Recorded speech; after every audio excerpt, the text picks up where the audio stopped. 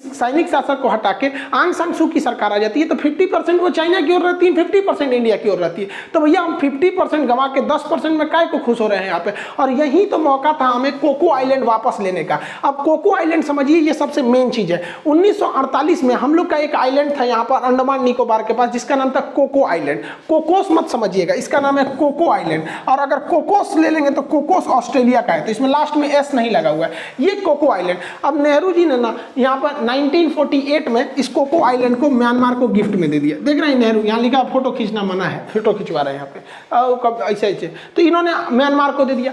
अब भाई ना ही यहाँ पर पूरी तरह से संसद की वो प्रक्रिया अपनाई गई ना कुछ। अब वो छोटा सा आइलैंड था, म्यांमार को दे दिया गया। अब म्यांमार का हरामीपन देखिए, वो 90 के दशक में इस कोको आइलैंड को क्या किया उसने, चाइना को दे दिया। अब चाइना इस कोको आइलैंड के पास ना एयर स्ट्रिप बना रहा है, यहाँ देखिए हल्का सा, ये एयर स्ट्रिप बनाकर और सेना यहाँ पर वो लीज पे लिया है, खरीदा नहीं है, भाड़े पे लिया है, लीज पे लिया है। अब आपको ही पता है चाइना लीज पे लेता है, तो चाइना और अमेरिका रूस कोई चीज को लीज पे ले लेंगे तो छुड़वा पाएंगे, नहीं छुड़वा पाते हैं लोग। अब वो यहाँ पे अपना इंफ्रास्ट्रक्चर डेवलप कर रहा है नेवी को उतारने के लिए। इसके लिए सबसे बड़ा खतरा देखिए यहाँ पर, हम लोग यहाँ पर है कोको आइलैंड। अब यहाँ से भुवनेश्वर में यहाँ पर भुवनेश्वर के ऊपर उड़ीसा में चांदीपुर है, जहाँ पे हम लोग मिसाइलों का परीक्षण करते हैं लोग, वो आर्मी वगैरह वहाँ पे अपना मिसाइलों का परीक्षण करती है। जस्ट उसके नीचे व्हीलर द्वीप यानी कलाम द्वीप है, वहाँ साइंटिस्ट मिसाइलों का परीक्षण करते हैं। जैसे साइंटिस्ट पहली बार परीक्षण करेंगे तब ना बताएंगे कि सक्सेस है कि नहीं, तब आर्मी को दिया जाएगा, वो ले जाएगी चांदीपुर वहाँ पे, उसका पोखरण वगैरह ले जाएगी, कि पहले ही आर्मी को दे देंगे, लीजिए मारिए, धाए दे मारा से जो कहीं और उड़ जाएगा यहाँ पे। तो साइंटिस्ट ये कलाम द्वीप के पास करते हैं। यहाँ चाइना है, वो यहाँ से रडार के माध्यम से यहाँ नजर रख लेगा।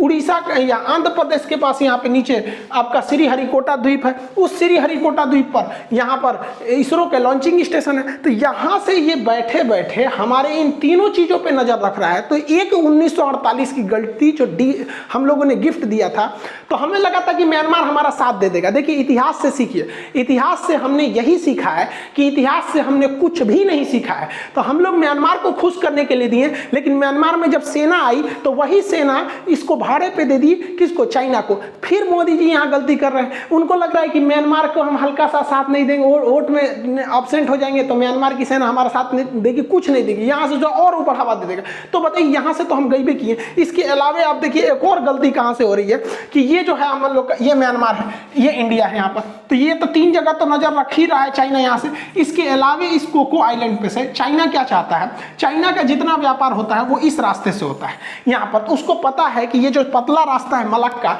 यहाँ पर अंडमान निकोबार जो इंडिया का है, यहाँ पर वो आराम से धो देगी इसकी नेवी, इंडिया की नेवी इसको, इसलिए वो मलक्का आइलैंड को बाईपास करना चाहता है। इस बाईपास के लिए वो यहाँ से यहाँ एक सड़क बना रहा है अपने यहाँ पे वो आ जाएगा, और यहाँ से उसकी नेवी का पूरा अगले 20 साल का प्लानिंग है कि यहाँ अच्छी खासी नेवी डिप्लॉय कर देगा। अब इसके जितने जहाज हैं इसके नेवी के प्रोटेक्शन में निकल जाएंगे, हम लोग मुंह ताकते रह जाएंगे, चाइना आएगा चाइना आएगा। तो सोच रहा है एगो गलती की वजह से हम लोग कितने जगह से चाइना से घिरते जा रहे हैं। अब मोदी जी के पास एक बहुत बड़ा मौका है, देखिए कैसे। ये जो कोको आइलैंड है ये नेहरू जी ने दिया था, नेहरू ने दिया था किसको, वहां के लोकतांत्रिक सरकार को, जो जनता द्वारा चुनी गई थी सरकार को। हमने वहां किसी के आर्मी को तो दिया नहीं था। अब 2021 में यहाँ पे आर्मी आ गई है, तो मोदी जी को चाहिए कि भैया वापस रिकैप्चर कर लो। अब ये कहेगा चोट्टा कि काहे किया, तो हमारे पास लीगल है, हमारे पास अच्छा सा एक जवाब देने के लिए उत्तर है कि भैया हम जो ये द्वीप दिए हैं यहाँ की चुनी हुई सरकार को दिए हैं, न कि किसी आर्मी को दिए हैं। एक काम कीजिए, आप अपना सत्ता सौंप दीजिए आंग सान सू की को, हम वापस ये द्वीप सौंप देंगे। अब इस चोट्टा को जो अपने देश में आदमी को गोली मरवा रहा है वो हमारा क्या साथ देगा, वो द्वीप वापस करेगा, ये ठंडा जाएगा यहाँ पर, ये चुपचाप शांति से बैठ जाएगा। तो यही मौका है यहाँ पर भारत को कि भैया तुम वापस, या तो तुम अपनी सत्ता ले जाओ वापस, आंग सान किसी को दो, और नहीं दोगे तो हम अपना वापस लेके चल जाएंगे। तो ये यहाँ पर ये चुप बैठ जाएगा, और ये चुप बैठ गया ना तो भारत सरकार को भी यहीं पे मेन मोटो रहना चाहिए हमारा 2 ठो। पहला मोटो कि बहाना से कोको आइलैंड ले लो, उसके बाद जब ये चुप हो जाए इस ससुरा का फाइल निपटा दो, क्योंकि जब तक ये रहेगा हमारे लिए लॉन्ग टाइम खतरा रहेगा। रिस्क लेना चाहिए, उड़ा दो साले को एक मिसाइल लगा के यहाँ पर, ये बहुत ज्यादा खतरनाक थोड़ी है। यहाँ पर आपको एग्जाम्पल देते हैं, आप ईरान के ये थे कासिम सुलेमानी, याद है ना, 1 साल पहले कासिम सुलेमानी को ये डोनाल्ड ट्रंप ने मिसाइल लगा के उड़वा दिया। अब ईरान उतना पावरफुल देश है, म्यांमार की तुलना में बहुत पावरफुल देश है, उसकी इकोनॉमी, जीडीपी, आर्मी, नेवी हर डेवलप है।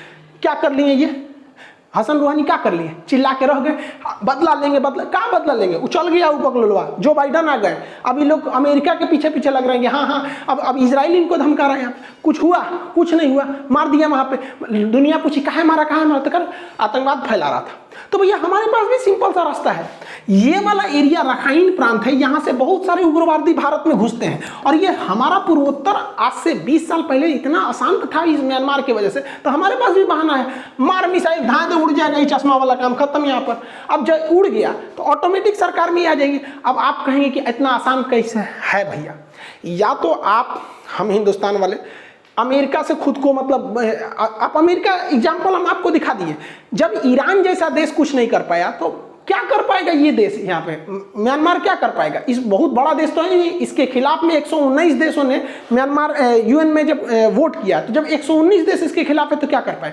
लेकिन हमारे टीचर हमसे कहते थे कि लाइफ में जब भी कोई चीज़ का प्लान बनाओ तो हमेशा वर्स्ट कंडीशन यानी एकदम खराब स्थिति को सोच के प्लान बनाओ, तब जाके सक्सेस हो सकते हैं। तो मान के चलिए हम लोग ने इन ससुरा को मारिए दिए, यहाँ पे मरने के बाद ये आएगी आंग सान सू की, तो इनको सीधा समझौता करेंगे, भैया कोको आइलैंड नहीं लौटाएंगे, तो ये कहेगी ठीक है हम जनता में प्रचार कर देंगे कि देखो 1 महीना 2 महीना के लिए फौज वाला आया तो हमारा कोको आइलैंड चल गया, लेकिन फिर जनता भी हमारे साथ आ जाएगी कि भैया हमने इस जालिम को हटा के साफ किया। दिक्कत क्या होगा देखिए समझ में बहुत ज्यादा क्या होगा इससे कि भाई जनता तो इसकी खुदे इसको भगाना चाह रही है, क्योंकि जनता की सड़कों पर टैंक घूम रहे हैं, जनता खुद इनको लाना चाह रही है, जनता का मुंह नहीं है, जिस तरह से हम अपनी सेना का इज्जत करते हैं वहां इज्जत नहीं हो रहा।